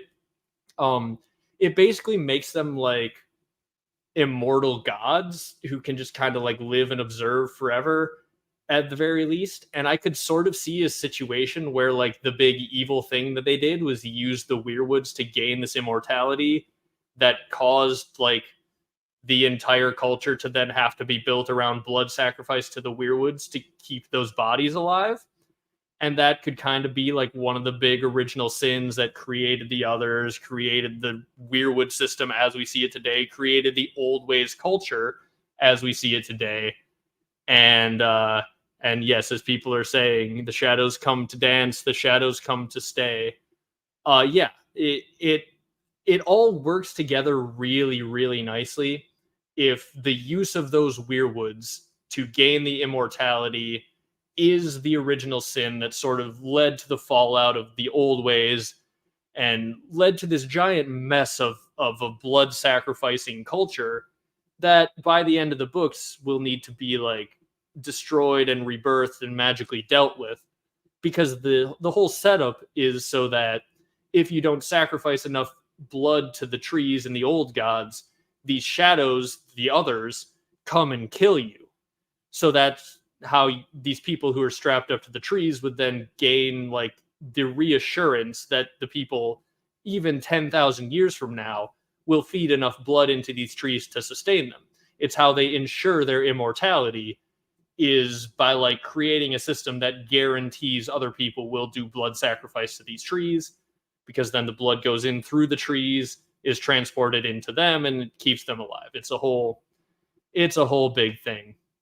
And yeah, that's kind of where I view it as. So like, are the weirwoods good or evil is the main topic that we were on. I think the weirwoods are just power. They're powerful. They're just society. It's a whole situation. And yes, it brought up here how she is taking away Stannis's life force to make the shadow babies, and starts going for Jon because Stannis has no more life force or life fire, as Melisandre says, to offer at that point. And yes, I think that the difference between Stannis and the bodies strapped up to the trees is that essentially, if you are immortal, kept in eternal life, and being constantly fed new life force by the weirwood trees, like if all of the blood sacrifice to the trees is going to sort of recharging your life force, that might allow you to cast permanent icy shadow babies, which might be what we see in the others. That would be the reason that the others are allowed to be permanent, and why, because potentially what's happening is like one green seer may have cast multiple shadows, because the others we see in the first prologue are described as shadows, and they're described as twins to the first. So it sort of seems like all of the others that we see in the first group are cast potentially from the same person. Like the shadow that kills Renly is a shadow of Stannis Baratheon. So if that shadow killed Renly, and at the same time like 3 more shadows walked out that were twins to the first, everyone would be like, oh, Stannis cast 4 shadows. So like if the others are all twins to the first and shadows, they might be, all cast from a same green seer, who the only way they would have the life force to do that would be because they're hooked up to these trees that are constantly replenishing their magic in a way that Stannis it doesn't have. So that's why it might kill Stannis, but why I think it still kind of works for the others to be a icy version of whatever Melisandre is doing.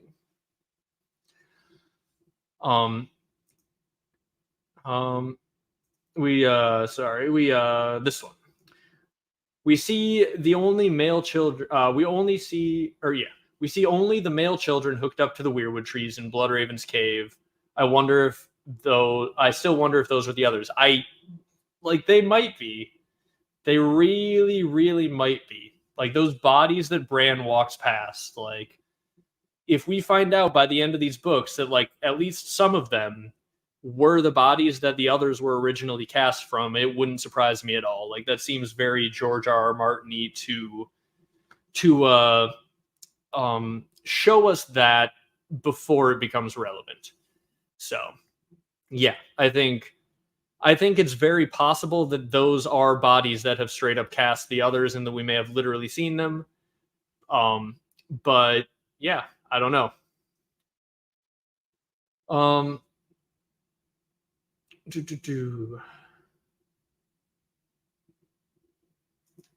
Yes, this is the other thing that one of the things that is very interesting is like the difference between sacrifice for magic and self-sacrifice, right? Like both seem to work in this world, but like Bran on some level seems to have to go through some self-sacrifice, needing to be injured in order to gain his powers or to awaken his powers more fully. But in other cases, you are like sacrificing other people. Like when the Hammer of the Waters was supposedly called down by the Children of the Forest, it said they did a mass blood sacrifice of either their own kind or of captive humans.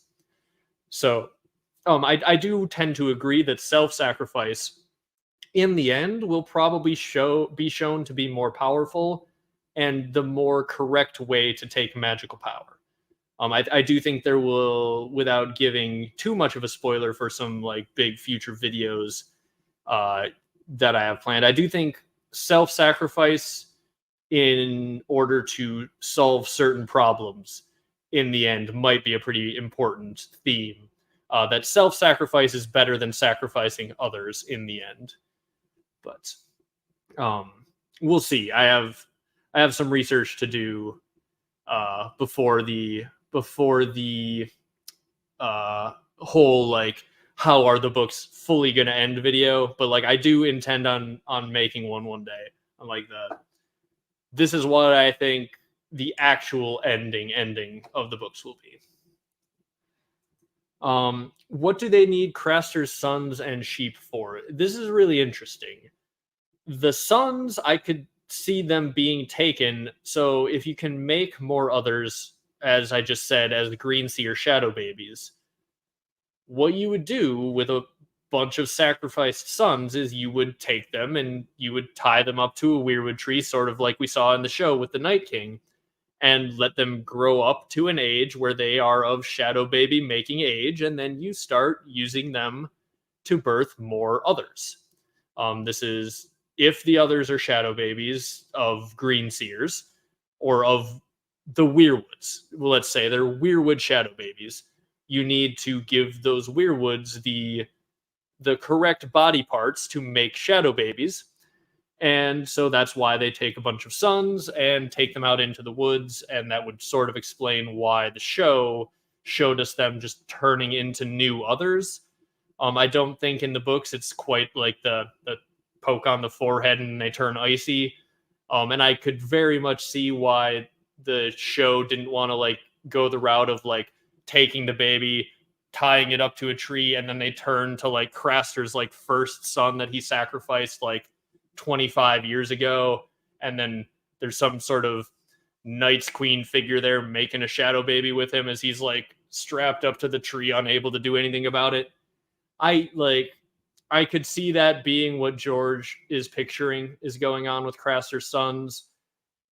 And I could see why the show wouldn't show us that, but like it does seem logically set up with the magic he's shown us in the book that could be what they're doing with the sons.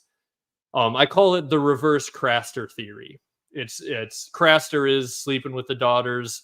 His sons are being slept with by some icy witch, Knight's Queen type figure to make babies. The same thing that Craster is doing with his daughters. It is the reverse Craster, and I don't like to think about any part of it any more than I have to. So, but yeah, that's what they're doing. I do get confused what they're doing with his sheep. It could be the case that his like any blood sacrifice is better than nothing. It could be the case that they're using the mutton from his sheep to feed the sons that they have strapped up to the trees. Like that is that's the best thing that I can assume, right? Like that they have some humans strapped up somewhere to trees that would prefer mutton. But yeah, I don't know why. Like the other option is just more blood sacrifice to the weirwoods. That seems reasonable to me. And yes, the reverse Craster. Yes. I don't know if I don't know if I'll put it on a t-shirt, but it is on a YouTube thumbnail. I think I have reverse Craster on a thumbnail or a title somewhere. Let's see. I'm probably not going to go too much later tonight, guys. We'll wrap it up here a little slowly. We've been going for almost 2 hours. I don't need to go quite yet, but we'll take one or two more topics, and then we'll get going. On thumbnail number 69, I do have more than 69 videos on the channel. I wonder what was my 69th video.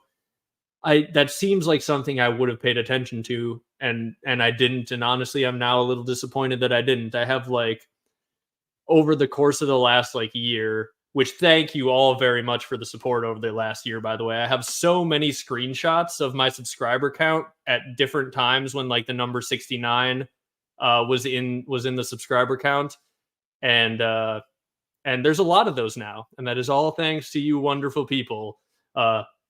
Where is it? All thanks to you wonderful people slapping that subscribe button right there. So, yeah, thank you guys very much. Let's see, is there anything? This is okay. This is one more interesting last little Craster, sort of on the same topic we were just on. That should carry us out to the end. Okay, well, we got one more here after this potentially, but okay. Craster's marriages have a magical sense, meaning special blood Targ style, or is it just an evil dude making deals with demons? I think it's most like, I don't even know that I want to say most likely. The first place my mind goes when I think of Craster is that he is just some old godsy dude. Who has figured out basically that the others will either respect guest right or like on some level are bound by it, where like if you feed them, if you sacrifice to them, if you worship them, they won't hurt you. And he's doing that. But the other thing that Craster could be doing is he could be Bloodraven's kid. Like his mother is, I think, a woman from Whitetree who was probably doing abusive Crastery things to Craster. So like it's not impossible that Craster has Targaryen blood, and then that is like directly making his magical sacrifices more powerful. I don't know if I believe that, but like it's not impossible. And the other thing is, it is also possible that his blood is like the least magically powerful thing ever. This is another interesting like discussion that's come up in the comments of my videos when I was talking about Craster. Is people were mentioning like, okay, there's power in King's blood, whatever you want to call it. And let's say that the power resides where people believe it resides, type of thing. Is on some level the way that power works, because like it seems like anyone who people think is a king has like the magical blood, right? So if that's the case, Craster has so little respect from everyone in the world. Like everybody in the world hates Craster, whereas a king is really well respected. So like if power resides where people believe it resides, and if king's blood has power because people respect the king, I wonder, does Craster blood have like no magical power because no one respects Craster? And is that the reason that like Bloodraven allows Craster to like give his babies to the others and doesn't stop it?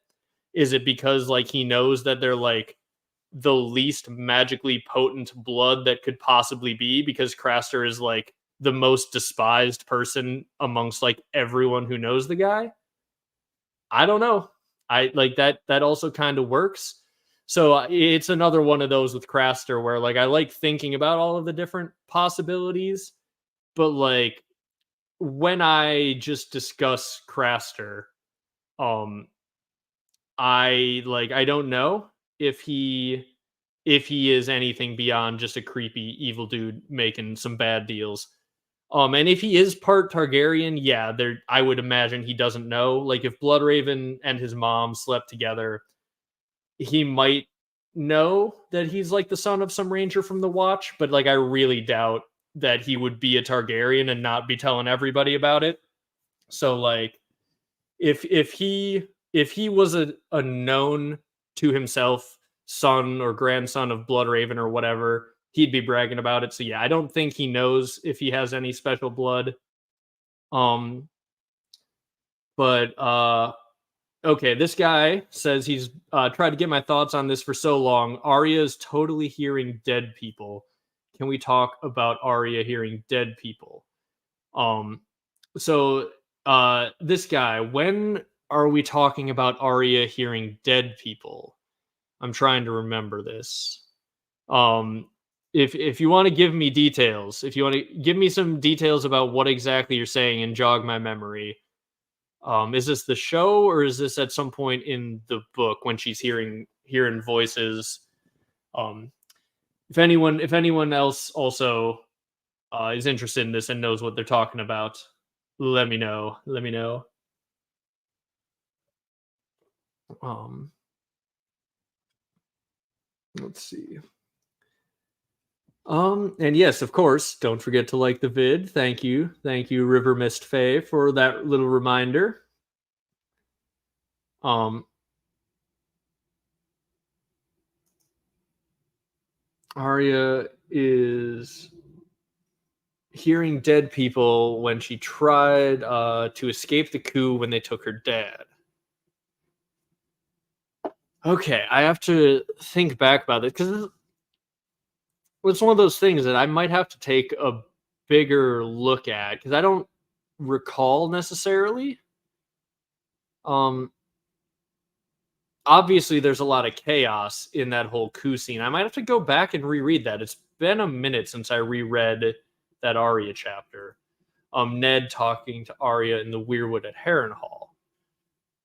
Okay, that I mean, hearing dead people next to a weirwood is not something that I would think like. I think that we know why that would happen. Yeah, if that tracks.